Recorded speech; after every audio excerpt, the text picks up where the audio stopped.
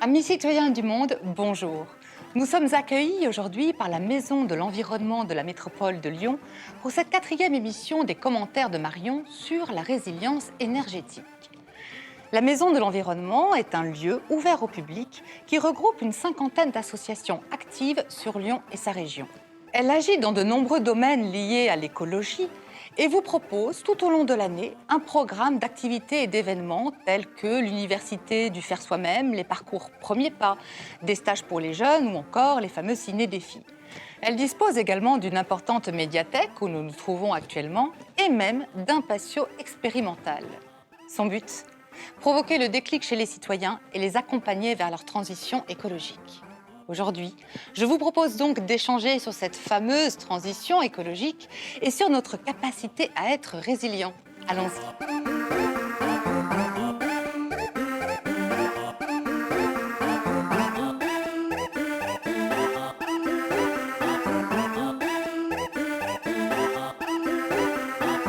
Bonjour Lauriane Ploy. Bonjour Marion. Vous êtes fondatrice et directrice du journal bimestriel Tout va bien. Ouais. Journal à vocation écologique, apolitique et fait inédit en France, participatif, puisque vous donnez la plume aux citoyens après les avoir formés aux rudiments du journalisme. Ouais. On n'a pas envie de faire un journal tout seul, on fait avec nos adhérents abonnés. C'est formidable, ça lui donne une ampleur absolument magnifique. Et c'est un journal qui, de plus, s'inscrit dans une nouvelle mouvance de journalisme, le SOJO, ou journalisme de solution, qui propose une vision positive du monde. Ça aussi, c'est nouveau, ça fait du bien. Alors, j'ai envie de dire constructif. Positif, on va tomber dans le côté un peu bisounours, etc. On fait pas, on cherche pas que ce qui est positif, quitte à nier ce qui est négatif. On cherche ce qui est constructif. Qu'est-ce qui permet de transformer le négatif en positif quand c'est possible. Il y a des fois, c'est pas possible, mais il y a des gens qui font des choses fabuleuses dont on parle peu, dont on pourrait s'inspirer, des solutions qu'on pourrait dupliquer plutôt. Il existe plein de choses dont on a besoin de s'inspirer et c'est ce qu'on essaie de relayer dans nos pages. Formidable. Merci beaucoup Lauriane. Muriel Barra, bonjour. Bonjour Marion. Vous êtes réalisatrice, auteure et directrice de la société de production Lato Sensu. C'est ça, bravo. Vous avez fait de magnifiques films, de nombreuses fois primés, avec des prix internationaux très prestigieux. Il y a eu La France du bout du monde, avec la fameuse caméra embarquée sur le dos d'un aigle. Il y a eu Frères des arbres, sur lequel vous travaillez encore, qui donne la parole à la communauté papoue sur le thème de la déforestation. Et vous allez nous parler aujourd'hui de La résilience québécoise, votre dernier film, que vous filmez l'hiver, dans le nord du Québec, près de Saguenay, sur la vie et les pratiques d'un éco-hameau. C'est ça. Alors effectivement, moi je suis peut-être un petit peu le pendant de Lauriane, on va dire, au niveau de la vidéo. L'idée étant de mettre en avant des gens qui font des choses bien, en tous les cas qui amènent des pistes de solutions, conscients des problèmes qui pèsent sur notre planète. On en est à peu près tous conscients maintenant. Mais comment on va vers quelque chose qui permette de vivre tous ensemble et d'y vivre longtemps, en fait, c'est ça. Donc je suis allée rencontrer ces personnes-là au Québec, dans le cadre aussi d'une série plus importante de 4 épisodes qui s'appelle Un autre chemin. Et ma démarche, c'était d'aller rencontrer et de vivre, en fait, de partager le quotidien de personnes qui, à mon sens, incarnent vraiment ce fameux changement de paradigme, c'est-à-dire comment on vit en accord avec cette planète et les êtres vivants qui l'habitent de manière réellement durable, en fait. Donc ce sont des gens qui vont assez loin sur pas mal de concepts dans leur manière de vivre, autant au niveau des énergies dont on va parler, de l'habitat, de l'éducation, de la santé, voilà, qui en tous les cas repensent le modèle et à mon sens font des propositions pour un nouveau modèle social, en fait. Donc voilà, c'est dans ce cadre-là que s'est fait cette réalisation. Tout à fait. Donc, nouveau modèle, qui dit nouveau modèle dit changement dit résilience. Alors, ça serait peut-être intéressant de préciser ce que c'est la résilience, finalement. Lauriane, est-ce que vous voulez prendre la parole? On a chacun, je pense, une vision différente de la résilience. Ça peut être intéressant de demander à chacun quelle est sa vision de la résilience. Communément, je crois que c'est l'adaptation et comment on réagit et on survit ou on s'adapte. Enfin, on s'adapte pour survivre à des chocs.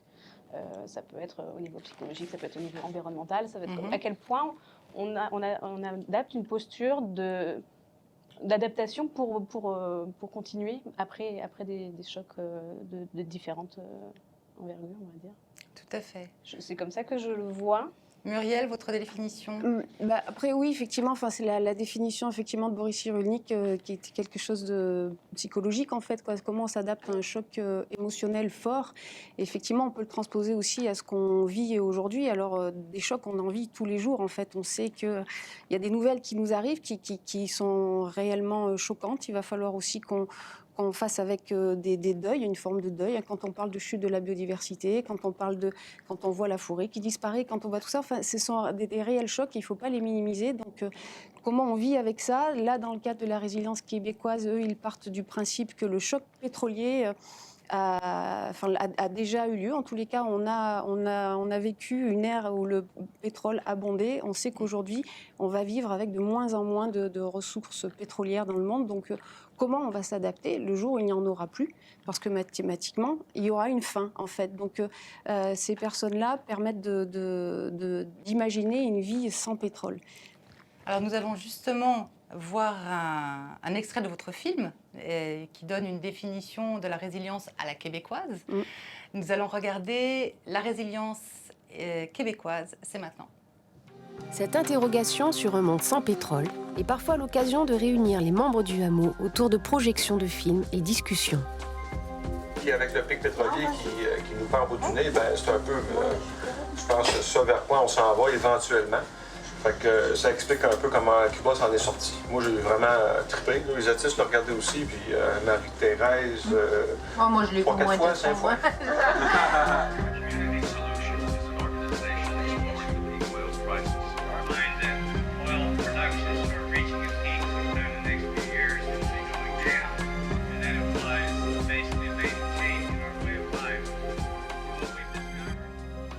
Est-ce que les gens ont une idée, est-ce qu'ils ont réfléchi à qu'est-ce que c'est qui va arriver demain matin au Québec s'il n'y a plus de pétrole?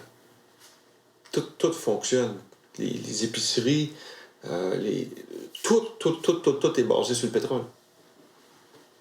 Moi, je trouve ça aberrant qu'on n'a aucune résilience dans plusieurs municipalités, dans plusieurs villes, face à ça, quand on sait que c'est une évidence qui s'en vient. On blâme les baby boomers pour tout. Là, on dit qu'ils ont détruit la planète, ils ont abusé de l'essence, mais nous autres, de notre côté, si on ne fait pas les démarches qu'il y a à faire pour s'assurer justement que les générations à venir ils ont quelque chose devant eux autres, on est aussi coupable que les générations passées. Là. Si tu ne fais pas partie de la solution, tu fais partie du problème. Alors Muriel, pourquoi fait-on partie du problème? Alors là, vaste question. D'un coup. Alors, déjà, il s'agit de savoir qu'est-ce que c'est en fait que le problème. C'est quoi ce problème en fait, quoi et comment on peut en être conscient et comment on peut se dire qu'on en fait partie finalement. Ça veut dire avoir une réflexion, une conscience sur sa propre responsabilité dans le problème. Alors, il y a un problème, effectivement, on sait qu'aujourd'hui, globalement, la planète va mal et l'être humain aussi. Les perspectives d'avenir sont assez sombres sur pas mal de domaines. Donc, est-ce qu'on est capable d'isoler, en tous les cas, de se rendre compte qu'il y a peut-être des problèmes sur lesquels nous avons tous, humains, un impact tous les jours et une réelle responsabilité, qu'on parle, encore une fois, comme je disais tout à l'heure, d'habitat, de consommation, d'énergie. Nous avons tous les jours la capacité de favoriser un système plus qu'un autre. Donc à nous de faire les choix et les bons choix. Et c'est en ce sens que David le dit très bien. J'aime beaucoup cette phrase qui, pour moi... David, dans votre film. David, voilà, qui dit cette phrase-là. Voilà, il faut avoir conscience que nous ne sommes pas que des victimes. Ce système-là, nous le construisons ensemble. Et j'aime beaucoup cette approche responsabilisante, en fait, des gens. Et à partir du moment où nous avons conscience profondément d'appartenir à ce système, ça nous donne une profonde présence en fait sur Terre et responsabilité. Donc ensemble, nous avons le choix de décider de ce modèle-là. Et donc, si nous avons conscience qu'il y a un problème, eh bien, ensemble, nous pourrons trouver une solution. Moi, j'aime beaucoup cette phrase. Elle est magnifique. Oui. Ça me fait vous poser une question quand même qui qui interpelle parce qu'effectivement, on est artisan du changement, on est responsable de ce qui nous arrive. Est-ce qu'on n'a pas besoin parfois d'une autorité un peu au-dessus de nous qui nous tape sur les doigts? Est-ce qu'on n'a pas besoin de lois, de règlements pour inciter les gens à être leurs propres artisans du changement? Je te laisse la parole. C'est moi qui prends la question. Lauriane, c'est une Euh, question on peut se demander, par exemple, depuis les accords de Évidemment. Paris de 2016, qui avaient pour objectif le maintien de l'accroissement de la température en dessous des 2 degrés par rapport à d'ici 2100, pardon. Mm. Où est-ce qu'on en est aujourd'hui? C'est une question qu'on peut se poser. Est-ce que c'est une réussite? Est-ce que c'est un échec? Alors, Est-ce qu'il faut aller plus du coup, loin? il y a deux questions. Je vais répondre à la Pardon, première et après répondez à la première, oui, après bien la sûr. première. Sur les différents niveaux d'engagement et de responsabilité. Évidemment, il n'y a pas qu'une responsabilité. Il n'y a pas que la responsabilité individuelle, que la responsabilité collective, que la responsabilité économique. C'est un tout. On fait partie d'un monde, tout est interdépendant. Je pense qu'il n'y a plus besoin de montrer. Donc oui, il faut de l'engagement à tous les niveaux. Il peut y avoir une lassitude, pour faire le lien avec votre deuxième partie, quand on voit que la difficulté qu'on a à atteindre les objectifs fixés par les accords de Paris. Parfois, ça marche. Par exemple, ça me fait penser au trou dans la couche d'ozone, par exemple, dans les années 70, puisqu'on parlait, ça m'a fait penser à ça quand tu parlais du choc pétrolier. On s'est rendu compte aussi qu'on faisait un trou dans la couche d'ozone avec notamment les aérosols, etc. Tous les pays se sont mis d'accord et on réussi à le réduire progressivement, puisqu'on a interdit. Alors, je ne saurais plus rentrer dans les gaz Les aérosols, non? Oui, mais il y a différents gaz dans les gaz aérosols, je ne saurais plus les nommer. Mais on a réussi à interdire, on a proposé une alternative qui séduisait tout le monde et on a réussi à réduire le trou dans la couche d'ozone. Ce qui nous arrive aujourd'hui sur le réchauffement climatique, il faut faire la même chose. C'est-à-dire qu'il va falloir que nous, individuellement, comme tu disais, on a une responsabilité dans ce qu'on achète, dans ce qu'on consomme, pour qui on vote, pour la façon dont on se comporte, et les pouvoirs économiques et politiques également aussi. Et il faut montrer ce qu'on peut faire, il faut montrer des solutions, il faut que l'alternative soit possible pour qu'on y aille.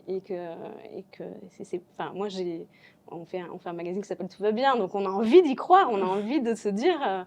on n'a pas envie de juste se laisser abattre et se dire c'est foutu. C'est important ce que vous dites, effectivement, il y a des choses qui se font qui sont positives, ça montre le champ des possibles. Oui. Je crois qu'en ce moment même où nous parlons, l'Assemblée nationale étudie un projet de loi de la Convention citoyenne pour le climat qui s'appelle Climat et résilience. On n'a pas fait exprès. Mais ça montre quand même une certaine prise de conscience collective. Elle existe, il y a quand même des frémissements, c'est peut-être pas encore assez fort, mais... Là, dans le cadre de la Convention citoyenne, on voit bien le décalage qu'il y a entre une volonté citoyenne et puis une volonté politique, quoi. Donc effectivement, peut-être quand le jour où on arrivera à réunir les deux, ça fonctionnera. Pour le moment, on voit bien que ça ne fonctionne pas, pour plein de raisons politiques. Il ne s'agit pas de jeter la pierre à personne, mais enfin, en tous les cas, que c'est compliqué au niveau politique et il y a peut-être des enjeux qui nous échappent en tant que citoyens. Par contre, ce qui est réel, c'est que le travail que fait Laurine, que font, de sensibilisation en fait des personnes. Moi, je pense qu'en tant qu'être humain, si on nous explique vraiment les choses, tout le monde est capable de comprendre. Je pense qu'on est doté d'une intelligence qui fait qu'on a une part un petit peu spéciale en fait parmi les vivants de cette terre, et que si on nous explique vraiment ce qu'on fait, on est capable de se remettre en cause. C'est plutôt cette voie-là qui m'intéresse. Ouais. Mais je pense que c'est d'abord à nous à faire le travail avant les politiques. Avant les politiques, oui. Oui. Tout à fait. Tout à fait. Il y a eu quelques avancées quand même en termes d'énergie renouvelable aussi. Il y a un peu plus d'énergie renouvelable maintenant. On travaille sur les passoires thermiques. Il y a quand même un travail qui se fait. Il y a eu, pendant la crise sanitaire, un net recul de la production énergétique et de sa consommation. On a vu les poissons aussi revenir dans les eaux de Venise, tout le monde a cette image en tête. Bon, c'est quand même une nouvelle qui est positive aussi. Cette prise de conscience dont vous parlez, elle est en train... elle est mise en lumière, on va dire, par les circonstances actuelles. Donc ça, c'est plutôt une bonne nouvelle. Mais c'est parce que c'est une phrase aussi qu'on voit dans le film, quoi. À un moment donné, c'est Patrick qui dit que une crise peut être une opportunité aussi. Voilà. Et je crois que là, en matière de crise, C'est quand même quelque chose d'assez énorme qu'on est en train de vivre en ce moment. Donc, qu'est-ce qu'on va en faire? Quels enseignements on va tirer de ça? Mais effectivement, peut-être que nous sommes en train de nous rendre compte qu'on peut vivre avec moins ou différemment en tous les cas. Et quand vous parliez d'énergie, alors effectivement, il y a des énergies dites propres qui arrivent. Alors voilà, on parlait de l'hydrogène. Alors ça peut être l'énergie du futur, oui, sauf qu'on sait qu'en ce moment, par exemple, pour produire l'hydrogène qui n'existe pas à l'état brut dans la nature. Donc, il faut utiliser des énergies fossiles pour produire de l'hydrogène. Et il faut en utiliser massivement. Donc, il y a un moment peut-être qu'il faut faire attention à ce que le remède ne soit pas pire que le mal, quoi. C'est juste ça. Et là-dedans, peut-être interroger avant peut-être de trouver quelle sera la solution miracle de la nouvelle énergie, peut-être interroger notre réel besoin en énergie. Et je trouve que c'est ce que font c'est les habitants de la baie au Québec, mais que font aussi toutes ces personnes que je suis allée visiter, que font aussi les gens que tu mets en avant. C'est à un moment donné réellement se dire de quoi on a réellement besoin. Et est-ce que peut-être des questions en l'air comme ça aujourd'hui, mais parce que c'est aussi d'actualité.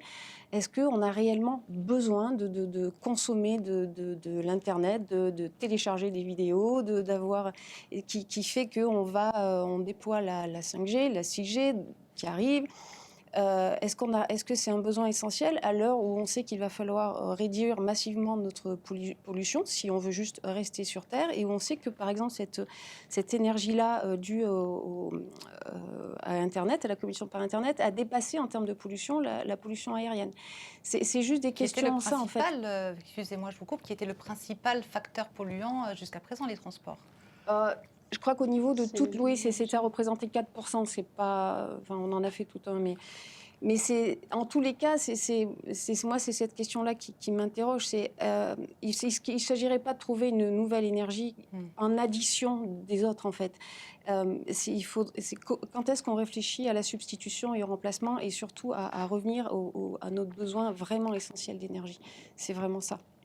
Le besoin, vous en parliez dans votre film très très bien, il y a cette interview de cette jeune fille qui dit, qui ne comprend pas en fait pourquoi est-ce qu'on achèterait un t-shirt fabriqué de l'autre côté de la planète. Et elle ne comprend pas ce besoin. Mais est-ce que j'ai vraiment besoin de ce t-shirt ou pas? Elle le dit très bien, Isatis, elle a 17 ans quand elle dit ça, et la manière dont elle parle de cette consommation du t-shirt, on se rend compte qu'en fait c'est impossible pour elle. Elle sait ce que ça veut dire, que de rentrer dans un magasin d'une grande enseigne de vêtements, acheter ce t-shirt qui vaut probablement très peu cher. Donc elle sait ce que ça veut dire, c'est qu'il a été fabriqué dans des conditions sociales, environnementales désastreuses.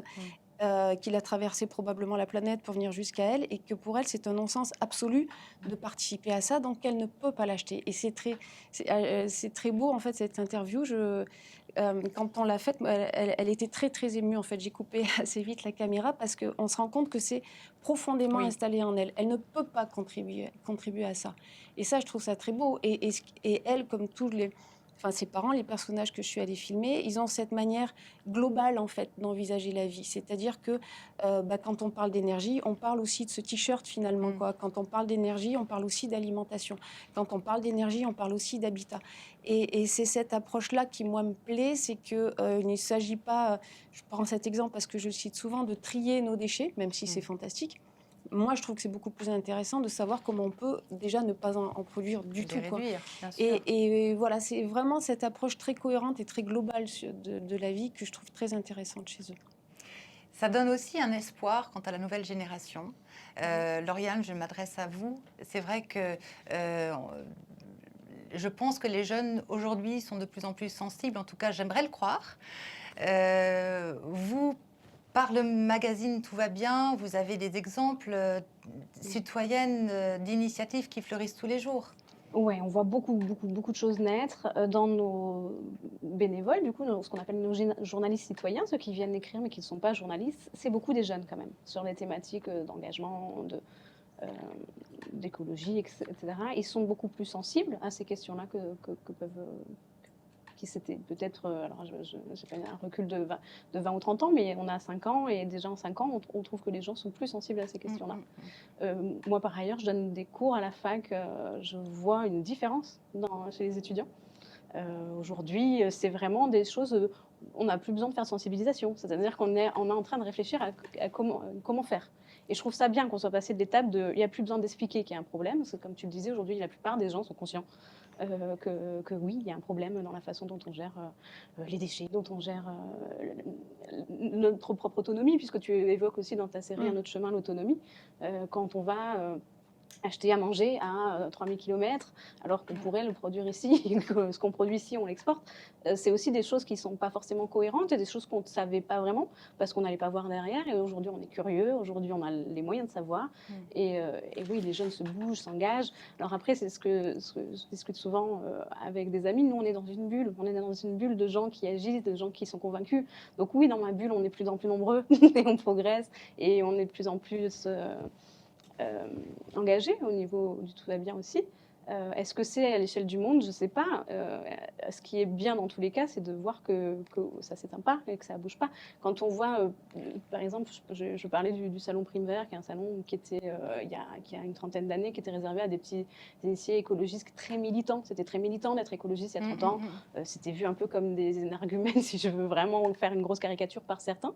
Aujourd'hui, c'est démocratisé. Aujourd'hui, il y a plein de gens qui vont là-bas et l'écologie n'est plus l'apanage, merci pour me donner un joli mot, d'un petit groupe de personnes, même des gens qui ne sont pas sensibles à l'écologie, le mettent dans leur programme politique, pour pas dire qui que ce soit. Donc c'est vraiment une prise de conscience générale. C'est général, tout à fait. Le nom du ministère actuel, c'est le ministère de l'écologie, que je ne dise pas de bêtises, j'ai un doute, de la transition écologique, merci. Le mot écologie est lâché, on n'a plus peur. Enfin, on n'a plus peur. Oui, c'est bien, il serait peut-être temps quand même. Mais voilà, mais ça commence. Mais, au moins, mais ça le problème, c'est que, enfin, je change de sujet, mais voilà, est-ce que c'est dommage parce que ça reste toujours quelque chose à côté, en fait. C'est le petit truc en plus, en fait, alors que ça devrait juste être la base de tout. On ne peut pas réfléchir finance, alimentation, santé si on ne pense pas à écologie. C'est juste la base, en fait. C'est juste le vivant. C'est juste placer le vivant avant tout le reste.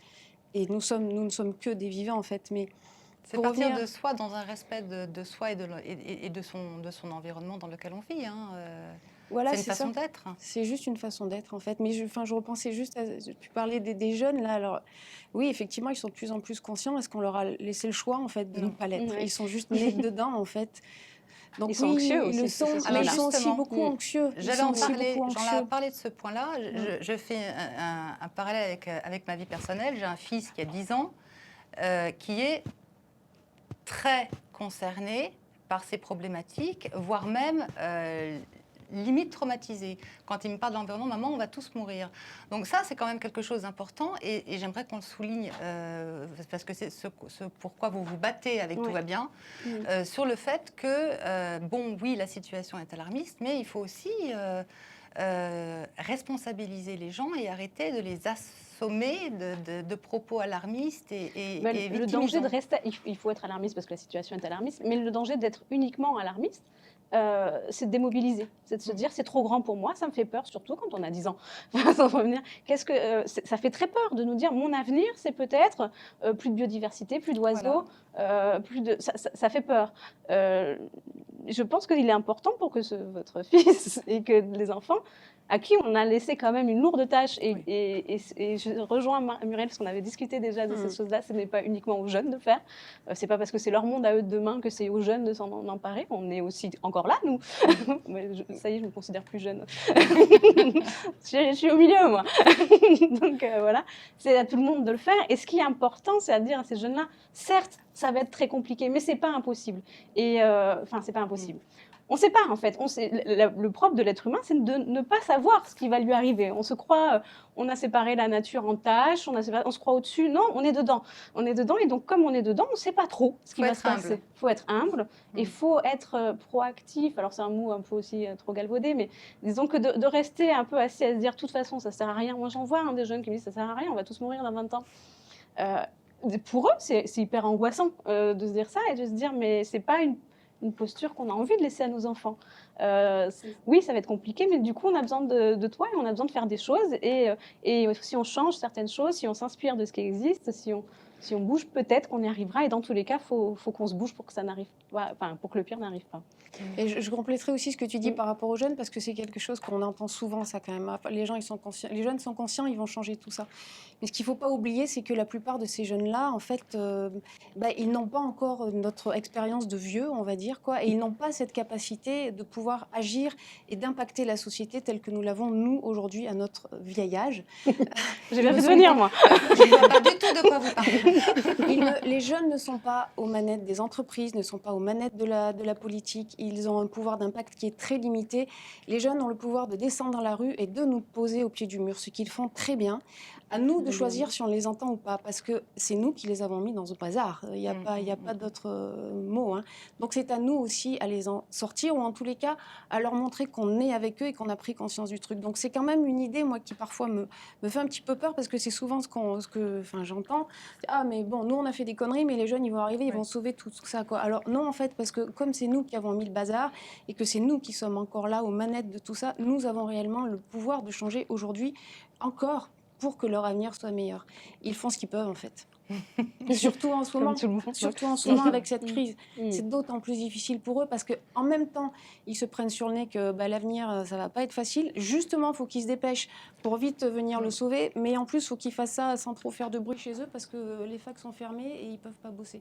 C'est super dur ce que vivent les jeunes en ce moment. C'est terrible ce que vivent les jeunes, tout à fait. Tout à fait. Et on se doit de les écouter, de les accompagner et d'agir. Voilà. Voilà, On est d'accord à la fin. On est d'accord, ce sera le mot de la fin. Merci Muriel, merci Lauriane. Avec plaisir. Nous aurons l'immense joie de retrouver Muriel Barra avec son film La résilience québécoise, de retour dans les salles du réseau documentaire dès janvier 2022. Sachez que, comme d'habitude avec Documentaire, chaque projection est suivie d'un débat. Vous pourrez donc directement échanger avec Muriel. Vous pouvez également retrouver les articles concoctés par l'équipe de Lauriane, le magazine Tout va bien, sur le site toutvabien.org, toutvabienlejournal.org, avec un numéro hors série spécial sur la santé mentale, autre sujet de grande actualité. On en a évoqué quelques mots pendant cette émission. Quant à nous, nous nous retrouvons sur notre page Facebook et notre page YouTube. Vous pourrez revoir et partager cette émission. À bientôt et à très vite pour de nouvelles aventures documentaires.